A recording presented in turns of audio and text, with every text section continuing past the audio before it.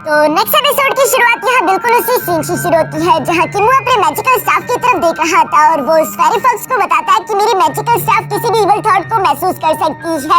यहाँ इसकी एनर्जी पता नहीं किसकी इवल थॉट से लगातार बढ़ती ही जा रही है। जो सब सुनकर तो फेरी फॉक्स भी काफी ज्यादा घबरा चुकी थी क्योंकि पहले यहाँ पर कई सारे अनडेड्स थे जो कि इस जगह को प्रोटेक्ट कर रहे हैं। साथ ही साथ फेरी फॉक्स की नजर उसी ड्रैगन स्केलेटन पर पड़ गई थी जो कि एक फ्रोजन क्रिस्टल के आसपास लिपटा हुआ था और उस फ्रोजन क्रिस्टल के अंदर एक और बेबी ड्रैगन है जिसकी बॉडी के आर पार एक सोड गई हुई थी जो देखकर तो वो डर के मारे कांपने लगती है। लेकिन दूसरी तरफ किन्मू ये सारा नजारा देखकर अब सब कुछ समझने लगा था कि जरूर यहाँ पर कुछ अर्से पहले एक बहुत बड़ी जंग हुई होगी जिस जंग के दौरान ड्रैगन क्वीन का ये बच्चा मारा गया। ड्रैगन क्वीन अपने बच्चे की मौत का सदमा बर्दाश्त नहीं कर पाई इसलिए वहाँ पर मौजूद उसने सारे इंसानों को खत्म करके अनडेड्स में बदल दिया। जो सारे के सारे अनडेड अब डे एंड नाइट उसके बच्चे की हिफाजत करने के लिए यहाँ पर आसपास घूमते रहते हैं। यहाँ जब किन्मू ये सब कह ही रहा था तभी अचानक उसे पीछे से किसी की आवाज सुनाई दी जो सुनकर किन्मू भी चारों तरफ देखकर हैरानगी के साथ कहता है कि आखिर ये आवाज किसकी थी। जो सुनकर अचानक से हम देखते हैं कि उसी बेबी ड्रैगन के साथ उसी फ्रोजन क्रिस्टल के अंदर एक इंसान भी मौजूद था और ये आवाज उसी की थी जो कि किन्मू को बता रहा था कि मेरा नाम है गोली, मैं यानकिंग किंगडम से हूँ। जो सुनकर किन्मू तो हैरान होते हुए कहता है कि तुम आखिर फ्रोजन होने के बावजूद भी बात कैसे कर सकते हो।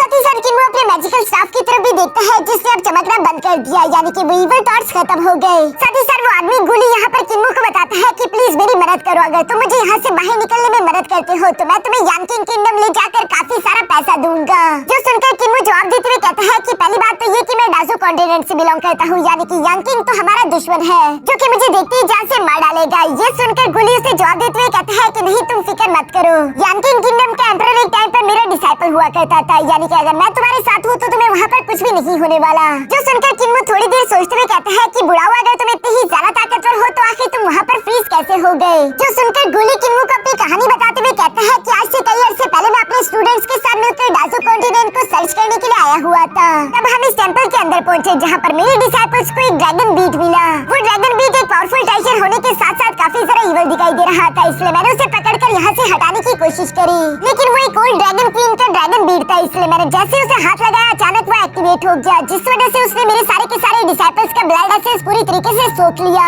मेरे डिसाइपल्स मौके पर ही मारे गए जबकि मैं भी यहाँ पर पिछले 200 साल से फ्रीज होकर पड़ा हुआ हूँ। जो सुनकर फेरी फॉक्स कहती है पिछले 200 साल से तुमने कुछ खाया नहीं पिया नहीं और उसके बावजूद भी तुम यहाँ पर जिंदा हो। किन्मू क्या तुम्हें उसकी बातों पर यकीन आ रहा है। जो सुनकर किन्मू जवाब देते हुए कहता है कि हाँ ये सीनियर कह तो बिल्कुल ठीक रहा क्योंकि यहाँ पर सीनियर के डिसाइपल्स के स्केलेटन्स पड़े हुए हैं। साथ ही साथ किन्मू यहाँ पर सीनियर की तरफ देखकर सवाल करते हुए कहता है कि वैसे मुझे बात समझ नहीं आई, तुम्हारा एक हाथ तो साइज से बाहर है जिसके हाथ में ये फॉरबिडन फ्लैग क्यों है। जो सुनकर गोली किन्मू को जवाब देते हुए कहता है कि फ्रोजन होने से पहले मैंने अपने इस ट्रेजर को फौरन बाहर निकाल लिया था। मैं इस हाथ का इस्तेमाल करना चाहता था अपनी तलवार को पकड़ने के लिए लेकिन मैं वो कर नहीं पाया। अब यंग मैन तुम्हें ही मेरी मदद करनी होगी, मुझे यहाँ से आजाद करवाओ। अगर तुमने इस ड्रैगन के स्केलेटन पर हमला करके उसे खत्म कर दिया तो ये ड्रैगन बीड मुझे दोबारा से सील नहीं कर पाएगी। जो सुनकर किन्मू जवाब देते हुए कहता है कि अभी तो मैंने बस मुश्किल से अपना स्पिरिट एम्ब्रियो अवेकन करा है, भला मैं इतनी आसानी के साथ एक ड्रैगन गॉड की स्पिरिट को कैसे कट कर सकता हूँ। फिलहाल के लिए मैं इतना ज्यादा ताकतवर नहीं। जो सुनकर गोली दूसरी तरफ किन्मू को जवाब देते हुए कहता है कि नहीं परेशान होने की कोई बात नहीं,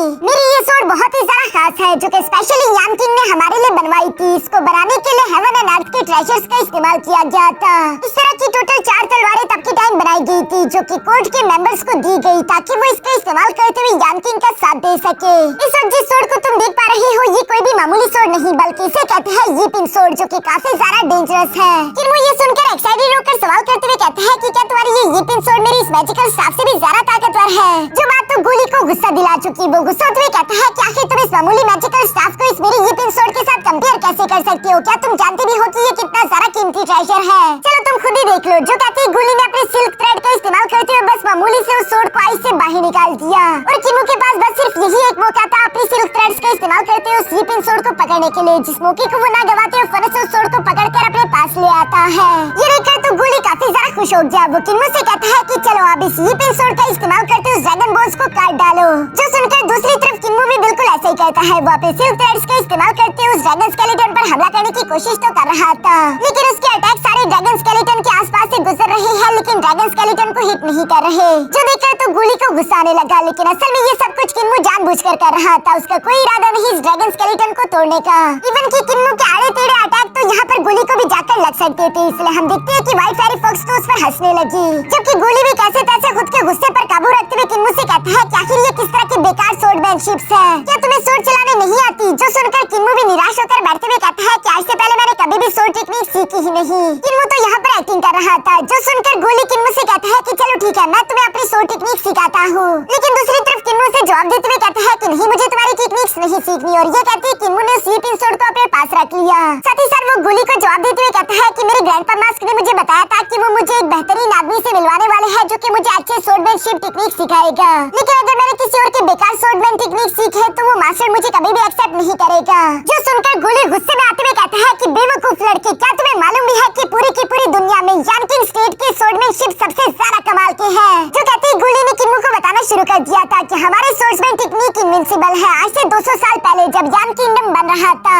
तो हमारे एम्परर ने दुनिया भर के स्वॉर्ड स्किल्स वाले फाइटर्स को एक जगह पर इकट्ठा किया, जिनकी टेक्निक्स को अच्छी तरीके से एनालाइज करके अपने दिमाग का इस्तेमाल करते हुए उन सारी टेक्निक्स को कंबाइन करते हुए सबसे परफेक्ट स्वॉर्ड्समैन स्किल्स बना दी गई, और वही स्वॉर्ड्समैन स्किल्स टेक्निक इस वक्त मेरे पास मौजूद है। जो सारी बातें सुनकर दूसरी तरफ किन्मू भी शौक होते हुए कहता है कि क्या ये बात सच है? फिर तो यकीनन यानकिंग नेशनल टीचर मास्टर गोली के पास यकीनन काफी ज्यादा बेहतरीन टेक्निक्स होगी, लेकिन अभी भी किन्मू उससे सीखना नहीं चाहता था, जिस पर गुली कैसे तैसे किन्मू की मिन्नतें करते हुए आखिरकार उसे सिखाने शुरू हो गया। किन्मू असल में ये सारी एक्टिंग सिर्फ इसीलिए कर रहा था ताकि गुली उससे सबसे बेस्ट से बेस्ट स्वॉर्ड टेक्निक सिखा दे, और यहाँ पर बिल्कुल ऐसा ही होने लगा, जहाँ गुली किन्मू को बता रहा था कि कैसे तुम अपने दिल का इस्तेमाल करते हुए स्वॉर्ड को कंट्रोल कर सकते हो, लेकिन दूसरी तरफ फेरी फॉक्स को तो ये सारी बातें बोर कर रही थी, इसलिए हम देखते हैं कि वो वहीं पर सो जाती है। कुछ देर बाद वो एक बड़े से धमाके की आवाज के साथ उठती है, जहाँ उठकर उसे देखने को मिलता है कि किन्मू ने वो स्वॉर्ड्समैन टेक्निक सीख ली थी, जिसे वो अपने फिल्म एलिमेंट के साथ कंबाइन करते और भी ज्यादा पावरफुल बनाता जा रहा था। ये सब देखकर सामने की तरफ मौजूद गुली को तो काफी ज्यादा खुशी हो रही थी। वो किन्मू से कह रहा था कि चलो अब जल्दी से मुझे यहाँ से आजाद करवा दो। किन्मू गुली की ये बात सुनकर धीरे धीरे से उसी की तरफ बढ़ने लगा, जहाँ दूसरी तरफ गुली अपने मन में सोच रहा था कि ये लड़का काफी सारा टैलेंटेड है, मैं बेशक इसे जान से नहीं मारना चाहता, लेकिन चूंकि ये डाजू कॉन्टिनेंट से बिलोंग करता है इसलिए ये मेरा दुश्मन हुआ और मुझे इसे जान से मारना ही होगा, क्योंकि डाजू कॉन्टिनेंट वालों को तो गॉड्स ने भी छोड़ दिया और वो हमारे दुश्मन है। एक बार ये मुझे यहाँ से आजाद कर दे, उसके बाद सबसे पहले मैं इस लड़की की जान लूंगा और साथ ही साथ इसके मैजिकल स्टाफ को अपने एम्परर के पास गिफ्ट के तौर पर ले जाऊंगा। इस तरह से वो काफी ज्यादा खुश हो जाएंगे, लेकिन यहाँ उसकी इविल थॉट्स किन्मू के उस मैजिकल स्टाफ को दोबारा से एक्टिवेट कर देते हैं, जो देखकर फेरी फॉक्स किन्मू से कहती है कि आखिर तुम्हारा ये मैजिकल स्टाफ दोबारा से क्यों चमकने लगा? अब यहाँ पर इविल थॉट्स कहाँ से आए? जो सुनकर ऊपर की तरफ मौजूद गुली किन्मू से कहता है कि जरूर ये इविल थॉट इसी ड्रैगन स्केलेटन के होंगे, जल्दी से इसे डिस्ट्रॉय कर दो, ये तुम्हें अपने सामने नील करवाना चाहता है।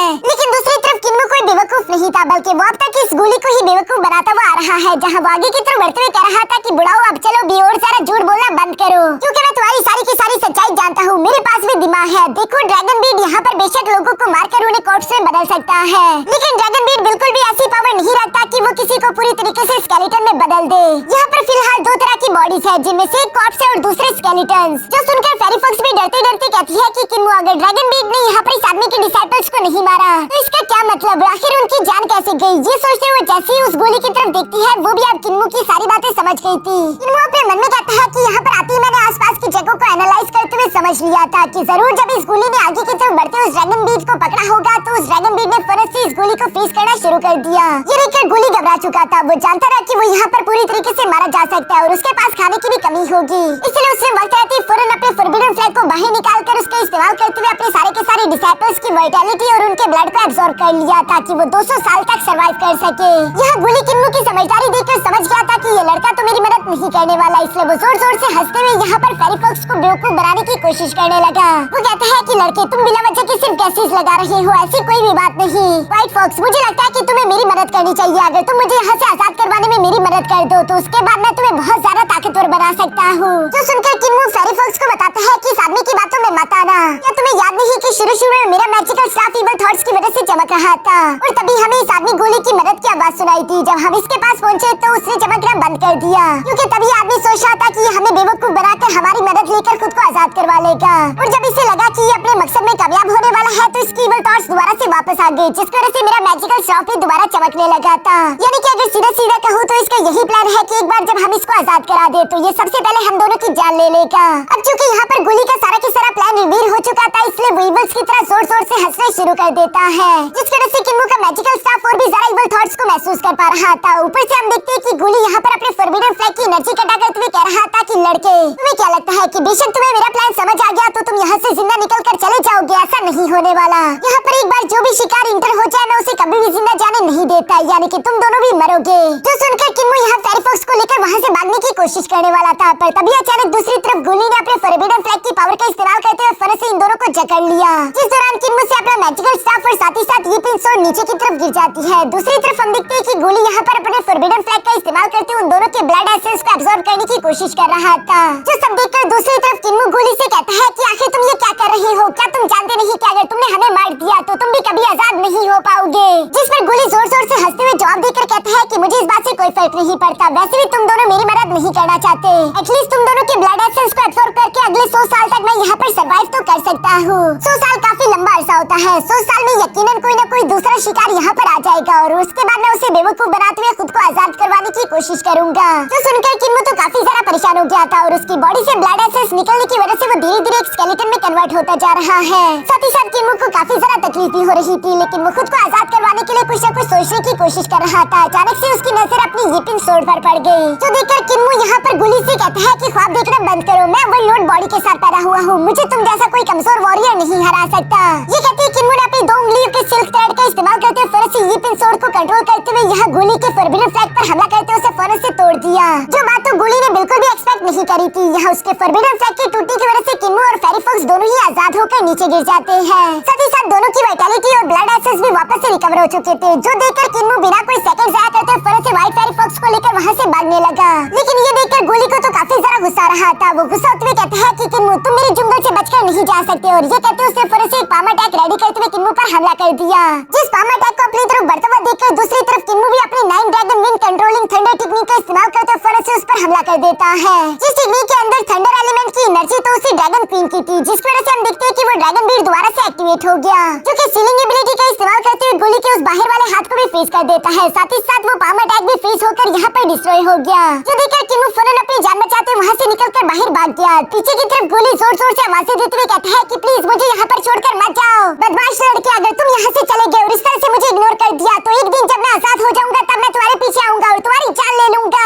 लेकिन किन्मो को उसकी धमकियों से कोई भी फर्क नहीं पड़ता, बल्कि वो व्हाइट फेरी फॉक्स को लेकर जितना जल्दी हो सके उस ड्रैगन टेंपल से निकलकर बाहर आ जाता है। जहाँ बाहर आते हुए तो व्हाइट फेरी फॉक्स किन्मो की तारीफें करते हुए कह रही थी कि यार तुम तो कमाल के हो, मानना पड़ेगा कि तुम्हारे जैसा दिमाग किसी के पास नहीं, तुम्हारी कल्टीवेशन भी अच्छी है और साथ ही साथ तुम बहुत ज्यादा समझदार भी हो, वरना अब तक तो वो बुढ़ाऊ हमें बेवकूफ बनाकर हमारी जान ले चुका होता। जो सुनकर किन्मो व्हाइट फेरी फॉक्स को जवाब देते हुए कहता है कि मेरे ग्रैंडपास हमेशा मुझे बेवकूफ बनाते रहते थे, इसलिए मुझे समझ आ जाता है कि कौन कब मुझसे झूठ बोल रहा है, सिवाय ग्रैनी सी के, जिनके झूठ मैं कभी नहीं पकड़ सकता। आज के दिन भी उन्होंने मुझे बेवकूफ बनाया, जिसकी वजह से मेरी उस ड्रैगन हैंड से पिटाई हो चुकी थी। जो सारी बातें अभी किन्मो यहाँ पर व्हाइट फेरी फॉक्स से कह ही रहा था कि तभी अचानक सामने से ग्रैनी सी की आवाज सुनाई दी, जो कि किन्मो से कह रही थी कि अब तुम अपनी ग्रैनी सी की इस तरह से बुराइयां करोगे। दूसरी तरफ किन्मो भी अपनी ग्रैनी सी को सामने की तरफ देखकर काफी ज्यादा खुश होते हुए फौरन से भागकर उनके पास आ गया, जहाँ किन्मो ग्रैनी सी को अपनी न्यू तलवार दिखाते हुए बताता है कि ग्रैनी सी देखो मुझे ये न्यू यीपिंग सोड मिली, अब प्लीज देखकर बताइए कि क्या ये मेरे मैजिकल स्टाफ से भी ज्यादा ताकतवर है। जो सुनकर ग्रैनी सी ने उस यीपिंग सोड को गौर से देखना शुरू कर दिया और वो किन्मो को बताती है कि हाँ इसमें थोड़ा बहुत फर्क तो है, लेकिन तुम्हारे ये दोनों ही मैजिकल ट्रेजर बहुत ही ज्यादा रेयर और कीमती है। लगता है कि तुम्हें तुम्हारी ये न्यू तलवार इस व्हाइट फेरी फॉक्स की वजह से मिली, इसलिए मैं इसका शुक्रिया अदा करना चाहती हूँ। जिसे शुक्रिया के तौर पर ग्रैनी सी एक बुक प्रोवाइड कर रही थी। इस बुक में कल्टीवेशन मेथड थी जिसका इस्तेमाल करते हुए व्हाइट फेरी फॉक्स खुद को पहले से भी ज्यादा ताकतवर बना सकती है। लेकिन दूसरी तरफ व्हाइट फेरी फॉक्स उस अजीब सी बुक को देखकर मना करते हुए कहती है कि नहीं मुझे पढ़ने नहीं आता, इसलिए मैं इसका इस्तेमाल नहीं कर सकती। ग्रैनी सी भी फेरी फॉक्स की ये बात सुनकर जवाब देते हुए कहती है कि चलो कोई बात नहीं, वैसे भी इस टेक्निक को मास्टर करना इतना आसान काम नहीं, क्योंकि अगर इसमें छोटी सी भी गलती हो गई तो तुम्हारा तंदूरी चिकन बन जाएगा। ये बात सुनकर तो फेरी फॉक्स घबरा चुकी थी और वो डर के मारे फौरन नीचे की तरफ आते हुए कहती है कि किन्मो तुमने बिल्कुल सही कहा था, तुम्हारी ग्रैनी सी वाकई में काफी ज्यादा खौफनाक है। इसके बाद सीन शिफ्ट होकर दूसरी तरफ यहाँ एल्डर विलेज पर आ जाता है, जहाँ जब किन्मो अपनी ग्रैनी सी के साथ वापस आ रहा था तो वो देखता है कि उनके विलेज के सामने तो कई सारे बड़े बड़े बिल्डिंग्स थे और वो हैरान होते हुए कहता है कि आखिर ये 2 दिन में इतने बड़े बड़े बिल्डिंग्स यहाँ पर कैसे बन गए, जिन बिल्डिंग्स के ऊपर बहुत बड़ा होली मास्टर लिखा हुआ था। यहाँ किन्मो तो अभी भी काफी सारा हैरान दिखाई दे रहा है, लेकिन दूसरी तरफ ग्रैनी सी के हाथ ठंडे होने लगे। किन्मो ये देखकर हैरान होते हुए ग्रैनी सी से सवाल करके पूछता है कि ग्रैनी सी आखिर आपको क्या हुआ, क्या ठीक हो?